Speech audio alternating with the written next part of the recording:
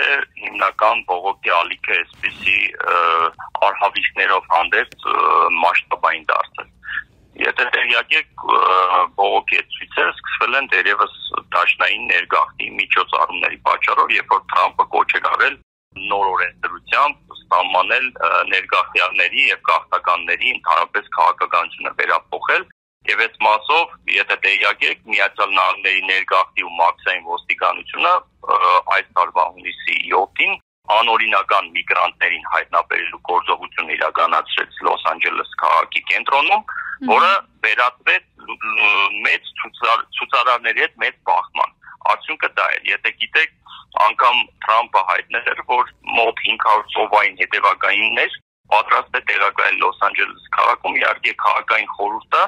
իդեմս նահանգապետի եւ քաղաքապետի դեմ էին այդ որոշմանը, բայց արդյունքում, երբ որ տեղի ունեցավ ուրեմն ավելի բողոքային ակցիաներ, որը որ հանգեցրեց նաեւ երկու ոստիկանի մահվան, այդ անկարգությունները, ապա նահանգը այսպես տեղի ունեցավ գվարդիայի 300 զինծառայողի եւ 500 ծովային հետևակի պատրաստ էր նախագահ Թրամփը ուրեմն բռնցնել քաղաք, հա։ Եվ այստեղ արդեն տեսանք, որ ուժային կառույցների հետ բախում տեղի ունեցավ, որքան էլ Կալիֆոռնիայի նահանգապետը դեմ արտահայտվեց, որքան էլ քաղաքապետը դեմ արտահայտվեց, մենք տեսնում ենք, որ այդ Լոս Անջելեսում այս պահին էլ հենց հիմա, որ մենք խոսում ենք, շարունակվում է Թրամփի ներգաղթային քաղաքականության դեմ բողոքի ցույցերը, այդ թվում ցուցարարներն են շատ ակտիվ, ճայթուկներով, ոստիկանության վրա հարձակվելով, ջարդ ու փշուր անելով խանութները, անվտանգության ուժերը պատասխան հարվածներով, ռեդինե փամփուշտներով արցունքաբեր գազեր են կիրառում, այսինքն հանգուցալուծում դերևս այս պահին արդեն իսկ մոտ 10 օր տևում է այս process-ը չենք տեսնում։ Հետևաբար խոսում է սա նրա մասին, որ այն քաղաքականությունը, որը ողջագրել է Միացյալ Նահանգները,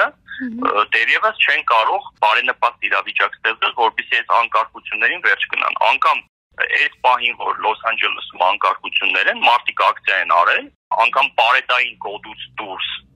պարետային կոդու ժամից դուրս, հա,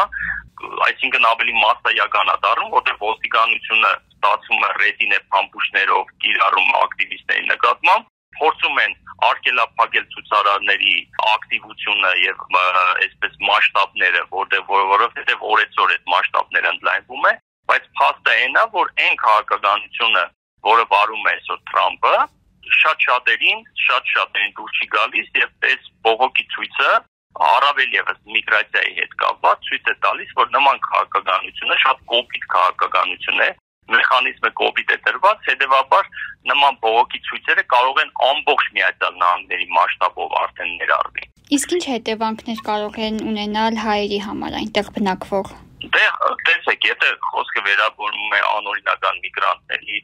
հետևաբար այստեղ որևիցե չեմ կարծում բացառություն լինի հայ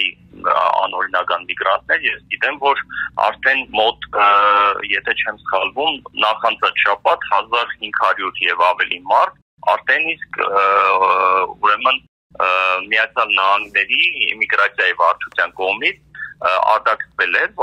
եւ այդ սկզբունքով, եթե մանավանդ այս տեմպերով շարունակվի, ես կարծում եմ, որ բոլոր միգրանտները կապ չունի Հայաստանի Հանրապետության քաղաքացիներ են, թե ովքեր են, բոլորին սպասում են նույն ճակատագիրը։